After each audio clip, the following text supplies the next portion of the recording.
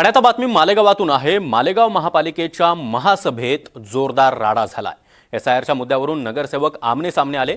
इस्लाम पक्ष आणि एमआयएमच्या नगरसेवकांमध्ये बाचाबाची झाली आहे। नगरसेवकांची एकमेकांना धक्काबुक्की देखील पाहायला मिळते आहे। मालेगावच्या महापालिकेच्या सभागृहात कशा प्रकारे हा मोठा राडा या दृश्यांमधून आपण पाहू शकतोय। इस्लाम पार्टी आणि एमआयएमचे नगरसेवक हे एकमेकांच्या अंगावर धावून गेले आणि जोरदार धक्काबुक्की या दोन्ही बाजूच्या नगरसेवकांमध्ये झाली आहे।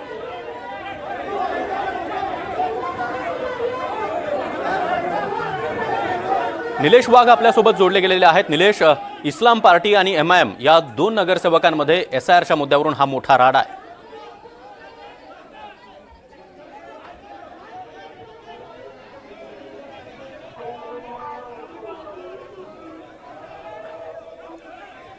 तर निलेशपर्यंत माझा आवाज पोहोचत नाहीये, मात्र ही दोन दृश्य आपण पाहतोय कशा प्रकारे या ठिकाणी मोठा राडा झालेला आहे। एसआयआरच्या मुद्द्यावरून नगरसेवक आमने सामने आलेले आहेत। इस्लाम पार्टी आणि एमआयएमच्या नगरसेवकांमध्ये अक्षरशः धक्काबुक्की झाली आहे। दोन्ही बाजूचे नगरसेवक एकमेकांच्या अंगावर धावून गेलेले आहेत। एसआयआरच्या मुद्द्यावरून या नगरसेवकांमध्ये मोठा राडा झालेला आहे। महापौरांच्या समोरच दोन्ही बाजूचे नगरसेवक एकमेकांसोबत भिडल्यात। निलेश वाघ पुन्हा एकदा जोडले गेलेले आहेत। निलेश, हा मोठा राडा झालेला आहे एसआयआरचा मुद्दा आणि त्यामुळे इस्लाम पार्टी आणि एमआयएमचे नगरसेवक आमने सामने आले।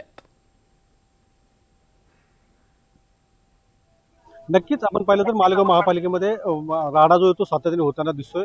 मालेगाव महापालिकेची जशी सार्वत्रिक निवडणूक झाली त्यानंतर जी पहिली महासभा झाली तेव्हापासून हा राड्याचा सिलसिला आहे तो या ठिकाणी कायम पाहायला मिळतोय।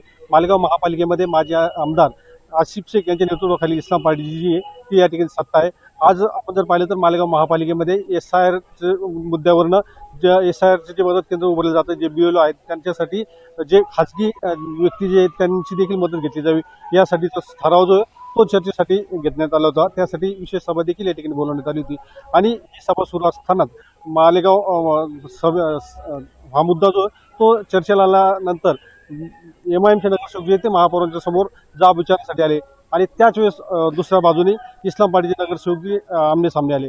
या दोघां नगरसेवकांमध्ये काही काळ बाचाबाची देखील झाली आणि हे प्रकरण इथपर्यंत गेले की दोघं नगरसेवकांनी एकमेकाला धक्काबुक्की देखील करावी लागली। या संपूर्ण गोंधळामध्ये आपण जर पाहिलं तर मालेगाव महापालिकेची जी विशाल सभा जी त्याचं कामकाज देखील काही काळासाठी ठप्प झालं होतं।